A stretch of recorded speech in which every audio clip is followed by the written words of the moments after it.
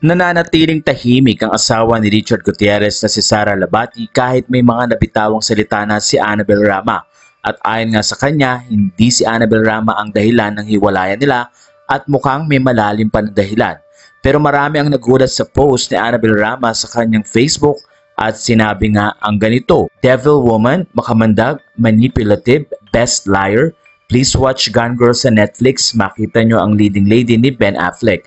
I watch it 3 times. Hulaan nyo kung sino ang tinutukoy kong babae na devil woman." Sa puntong ito ay maraming netizen ang napaisip. Kaya naman nag-comment ang isa: "Better be the peacemaker if ever something misunderstanding happened to both of them. Besides, the children will be the long-term affected, and when they grow up, this temporary situation could end up a long-term trauma to them. I seen kids like that too, and I feel sorry to them.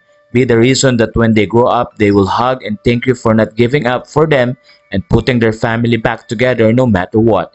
It's because you are their loving grandma. God bless you po." Samantala, ilang mga fake news ayon kay Sara Labati ang lumalabas at sinabi nga niya na wala siyang binitawang mga ganitong salita.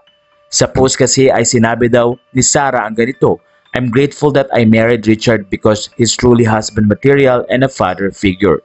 It seems he got brainwashed, that's why he changed. I can't stand the fact that my mother-in-law you'd think was not well taken care of by her husband before.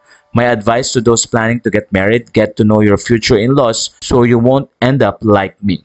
Pinost ito ni Sara Labati sa kanyang Facebook at sinabing hindi totoo ito at fake news lamang.